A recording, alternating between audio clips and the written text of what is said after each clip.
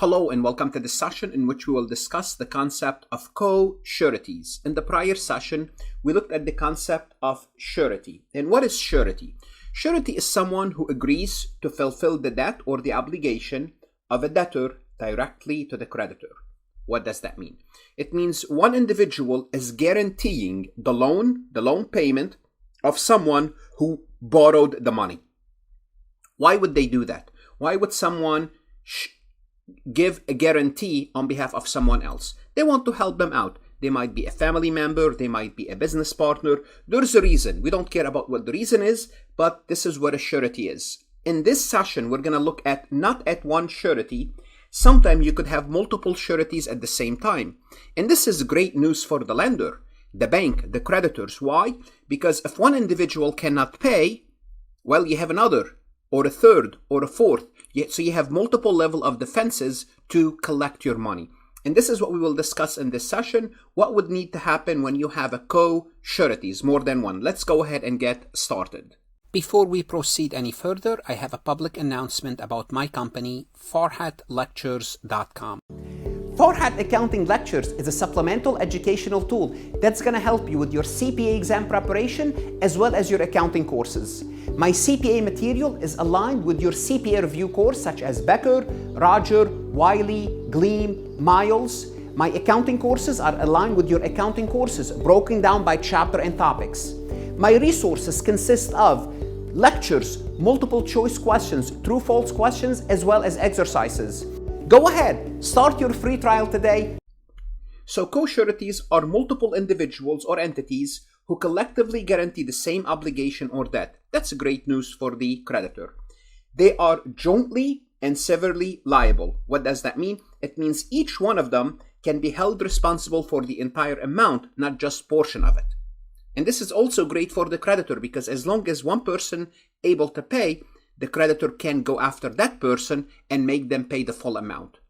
When co-sureties have to pay the creditor, one of them can take legal action to make the other co-sureties pay for them, pay for their share. And this is called exoneration. Now, we saw exoneration in the prior session where the surety filed a suit with the court forcing the debtor initially to pay.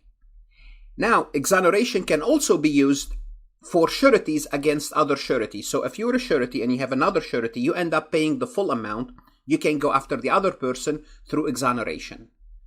And this ensures that not one surety unfairly bear the burden for the whole debt. It's just basically part of making the person that made the payment whole. Because initially, they don't agree to pay for the full amount. They might agree to pay half of the amount, 30, 40%, or all of them sharing equally. If one person ends up paying the whole amount, which is it can, the creditor can force them to pay the entire amount, but they can resort to the other sureties, the other people that co-sign the loan, that guarantee the loan, and ask them to pay. This is called the contribution. So after a surety pays their share of the debt or more than their share, if they paid their share, they have nothing to do because they paid their share and that's the end of it. But if they paid more, they have the right to ask for other sureties to do what? To pay back their respective amount. And this is known as contribution. Now, you need to know the difference between contribution and exoneration. Contribution comes into play after the payment has been made and you paid more than what you should have paid. Whereas exoneration is about preventing unfair payment in the first place. So when you file for exoneration, you're saying, I don't want to pay the full amount. But if you already paid, you will restore to contribution. Now, we need to understand there are some co-sureties that cannot pay their amount. And some can. We have solvent that they can pay, and we have unsolvent, basically bankrupt co-sureties. What do we have to do? Well, we can use a pro-rata share. But if there's no specific percentages, if the contract does not specify each co-surety's liability, then we will spread this liability equally between the number of the solvent co-sureties. So if we have 4 co-sureties and we did not specify how much each one of them is responsible, then we will divide 1 divided by 4 and each person is responsible for 25%. And here we're assuming all 4 are solvent. If we have 4 and one of them is not unsolvent, we have 3 remaining, then the contribution will be 1/3. Suppose there are 5 co-sureties, 3 of them are solvent and 2 are not, then the ratio is 1/3 because each solvent would owe 1/3 of the debt. Let's take a look at an example. 3 co-sureties, A, B, and C, guaranteed a loan of $15,000. No specific liability amount are set for each. What does that mean? If no specific liability set for each, we assume that each individual, as long as they are solvent, they are responsible for $5,000. If A pays the full amount, A can demand the other 2 co-sureties to pay $5,000. Of course, making the contribution among them equal. So if A pays the full $15,000, he can ask the other individuals, if he pays the full $15,000, well, he paid $10,000 more. The other 2 individuals, they have to pay the $10,000 remaining equally. Let's take a look at this example where we have different liabilities for each co-surety and a partial payment is made on the loan. So we have a loan for $10,000 guaranteed by 3 co-sureties, L $4,000, M $3,000, and N $3,000.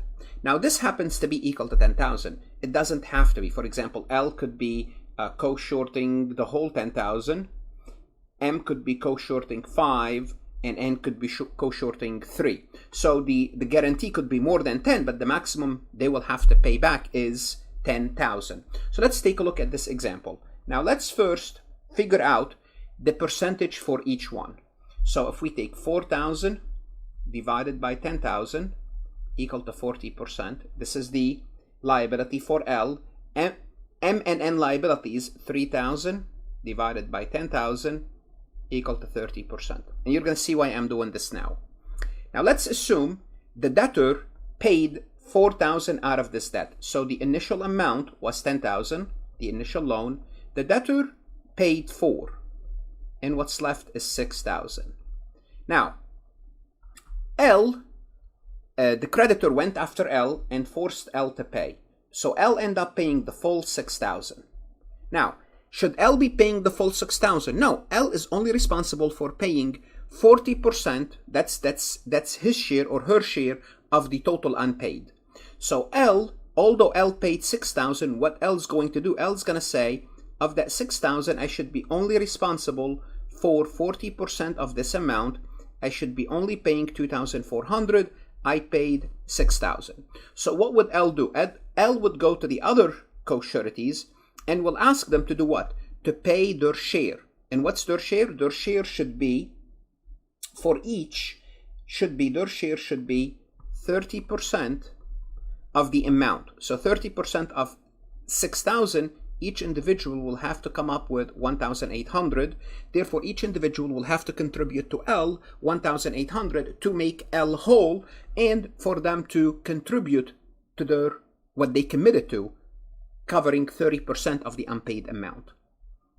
Now let's take a look at when one of the co-surety is discharged. Simply put, one of the co-sureties that try to help the other individuals, themselves they went bankrupt. So when a bankruptcy occurs, for a co-surety, this person is effectively, or this company is effectively removed from the calculation of the pro-rata and the calculation of the equal distribution. Simply put, they don't exist in the formula. That's what we're saying here. Since nothing can be collected from that bankrupt individual, they're out. So how do we solve a problem like this? And you need to know how to do this on the CPA exam. Let's assume we have a loan and we have 3 co-sureties, L, M, and N. And notice here the contribution for each is equally 4,000 plus 4,000 plus 4,000. Each one of them is contributing 1/3 of the co-surety obligation. B default. B does not pay the balance, the full balance. B only paid 8 and the remaining paid 4 and the remaining balance is 8. So of the 12,000, the actual debtor paid 4 and the remaining is 8. Well, if the remaining is 8, if we stop right here and I told you how much each person should pay, each person should pay 1/3 of 8,000. However, L's debt, including the surety obligation, has been discharged in bankruptcy. Simply put, L went into bankruptcy and his surety obligation was discharged. They're no longer responsible for this. What does that mean? It means that 1/3 is gone. Now what we have left is 2. 4,000 plus 4,000 is 8,000. 4 out of 8 is 50%. Now the responsibility of the co-sureties of M and N is 50%. So N collect from L because N cannot collect from L because they don't have any money. L is out. So what's going to happen is the calculation for M's contribution changes. Instead of considering the total liability of 12, it's now based on 8,000. And we said that it's going to be 50%. Therefore, 4 divided by 8 times 8,000, simply put, they will have to pay, M will have to pay N $4,000. So N initially paid the full amount. N paid the full amount of 8,000. Then N got 4,000 from M. Therefore, each one of them paid 4,000. What we did is we kind of took L out of the picture. So you need to be familiar with such computation. We need to be familiar with such computation. Let's take a look at this multiple choice questions from farhatlectures.com. In the case of 3 solvent co-sureties and 2 insolvent ones for a debt, if the debt is equally shared among the solvent co-sureties, what fraction of the debt is each solvent co-surety responsible for? We have 5 of them. 2 of them, they are bankrupt, out. What's left is 3. What do we do? If the agreement is silent, what we do is we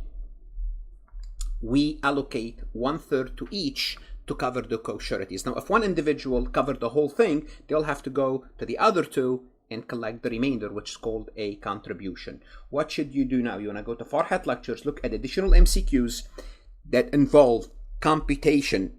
It's very important that you know this concept for the CPA exam.